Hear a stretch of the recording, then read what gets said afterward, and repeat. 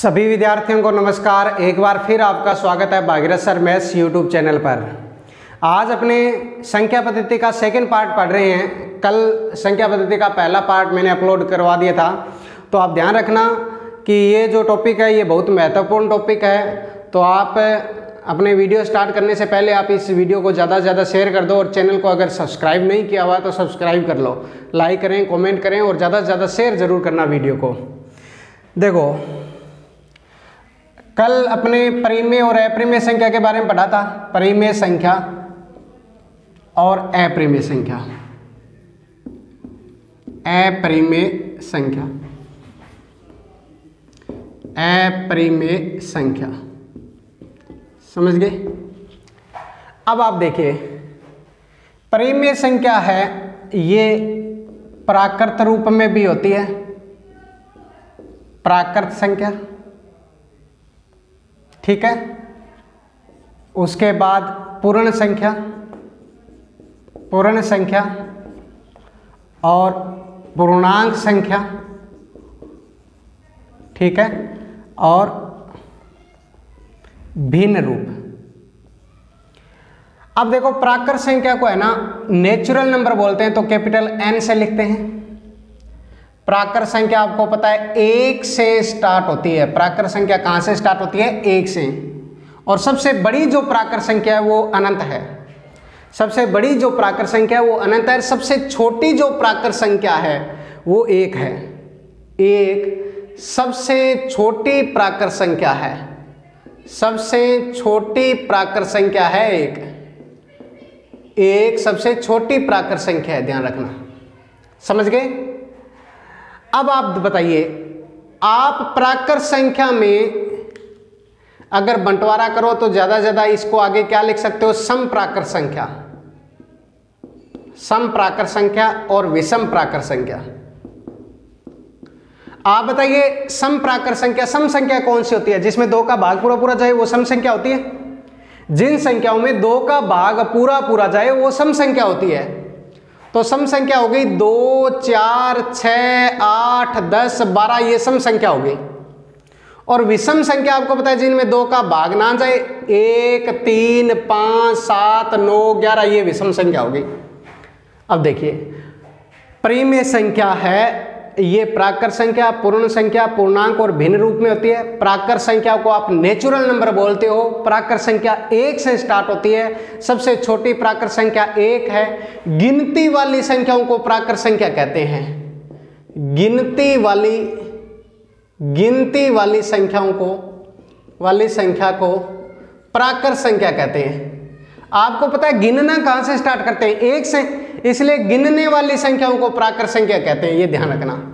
उसके बाद प्राकृत संख्याओं को आपने 2 कैटेगरी में आगे डिवाइड किया, सम प्राकृत और विषम प्राकृत।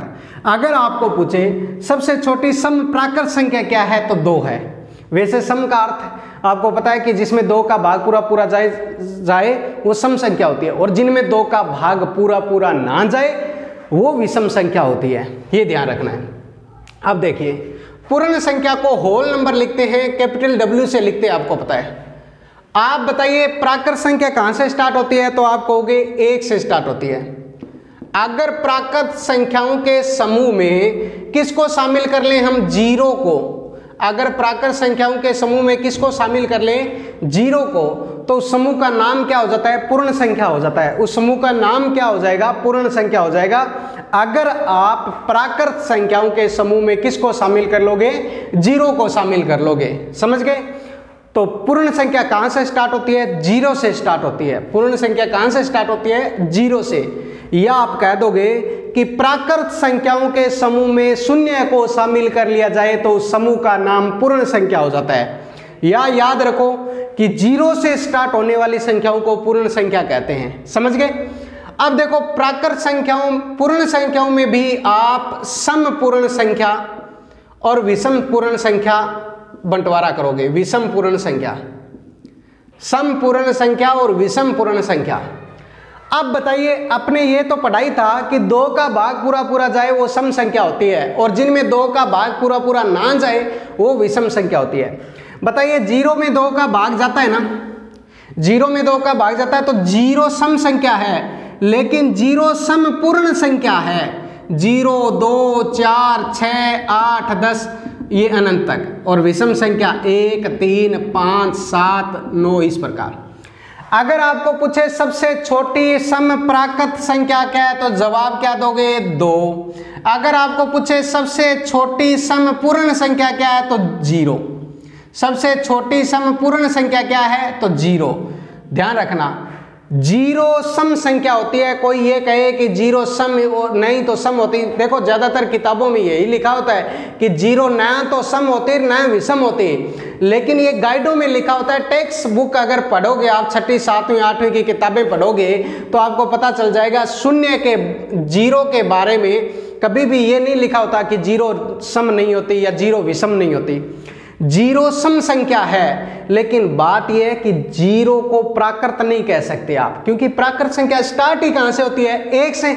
इसलिए प्राकृत समूह में अगर आप छंटनी करोगे तो सम प्राकृत संख्या, सबसे छोटी सम प्राकृत संख्या आपको पता है 2 है, 2 के बाद 4, 6, 8, और पूर्ण संख्याओं में छंटनी करोगे तो सबसे छोटी संख्या क्या हो जाएगी? 0 हो जाएगी। समझ गए? अब देखो पूर्णांक संख्या। पूर्णांक संख्या को आपको पता है इंटीजर बोलते हैं, आई से लिखते हैं, लेकिन ध्यान रखना आई से भी लिखते हैं लेकिन ज्यादा सही जेड होगा। वैसे आई व जेड दोनों से लिखा जाता है, लेकिन ज्यादा प्रेफरेंस है वो किसको दोगे? जेड को दोगे, क्योंकि पूर्णांक है ना, ये जर्मन का एक जहलीन नाम का गणितज्ञ था, उसने अपने नाम पे उसने ही खोज की थी पूर्णांक संख्या की, इसलिए वो जर्मन का था, जहलीन नाम का था, उसने अपने नाम से ही इसको लिखना स्टार्ट किया था, जेड नाम से। हम बोलते हैं आजकल मॉडर्न अपने बोल देते हैं कि इंटीजर बोलते हैं, गलत नहीं है इंटीजर, लेकिन अगर ऑप्शन में आई व जेड आ जाए तो ज़्यादा सही जेड होगा, क्योंकि ज़्यादातर जेड से लिखा जाता है। समझ गए?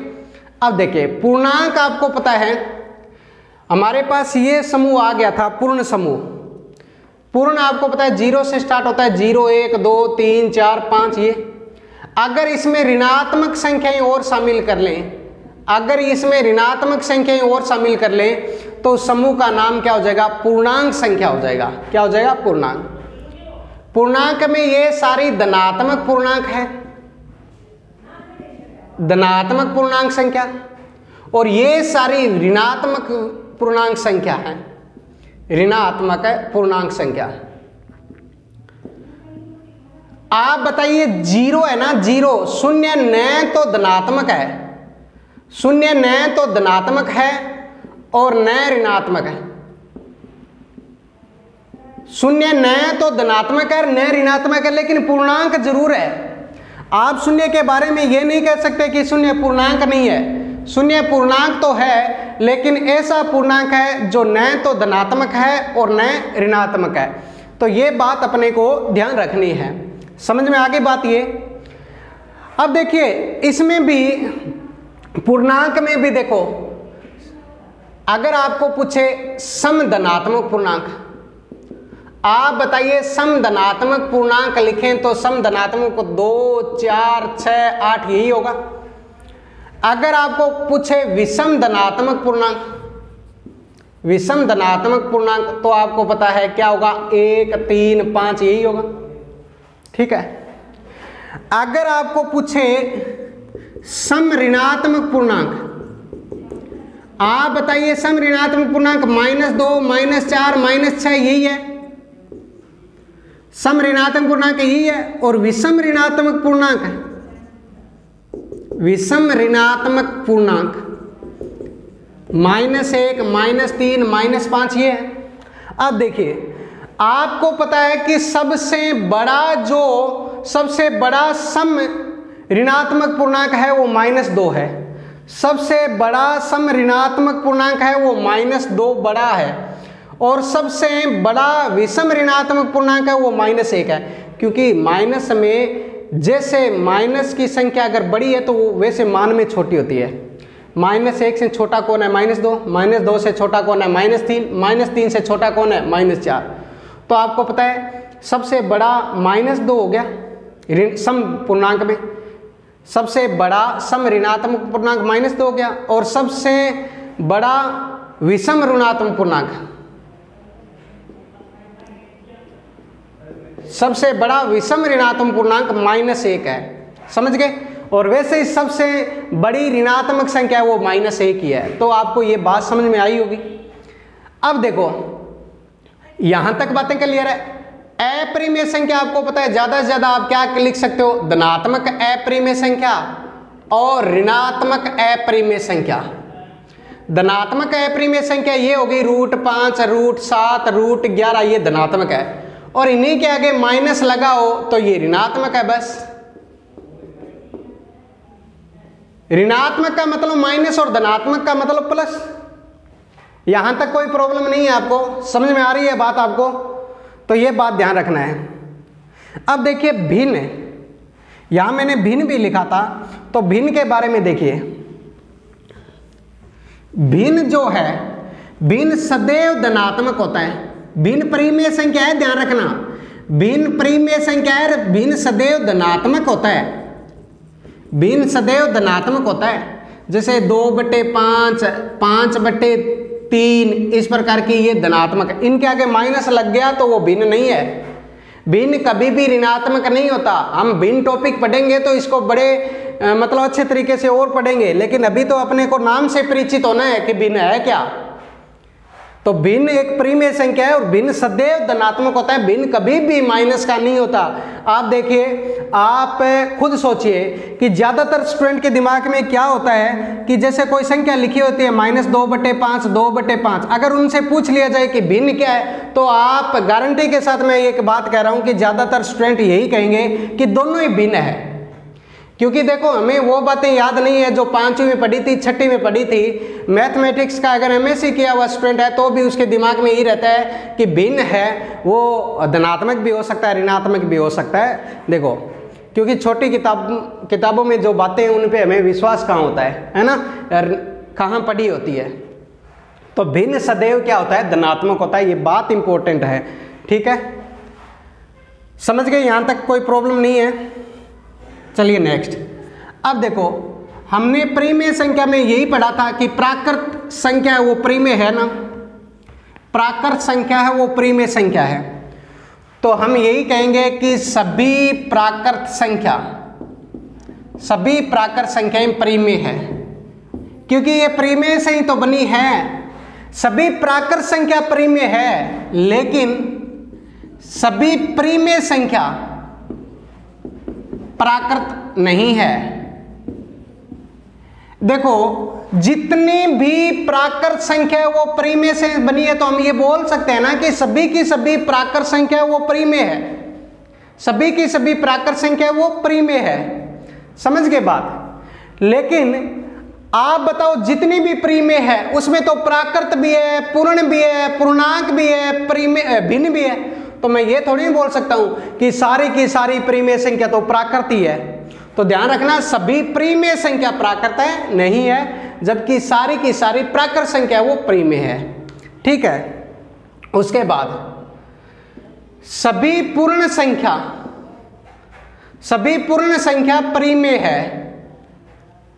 सभी पूर्ण संख्या परिमेय है, लेकिन सभी परिमेय संख्या पूर्ण नहीं है।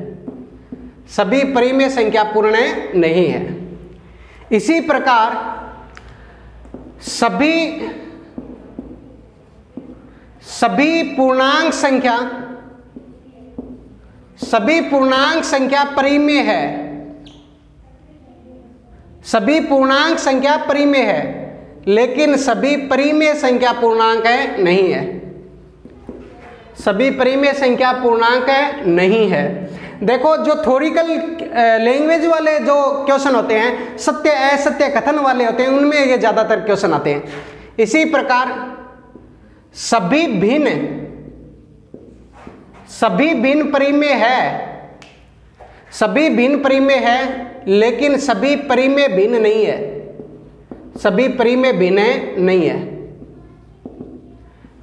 सभी भिन्न परिमेय है, लेकिन सभी परिमेय भिन्न नहीं है, क्योंकि परिमेय संख्या तो देखो 2/5 -2/5 ये धनात्मक हो गया, ये ऋणात्मक, दोनों ही परिमेय है। लेकिन जो धनात्मक है वो भिन्न भी है, ये भिन्न है और ये भिन्न नहीं है। बात समझ में आ गई होगी आपको? ठीक है, यहां तक समझ में आ गया। नेक्स्ट देखिए, नेक्स्ट देखिए, अब देखो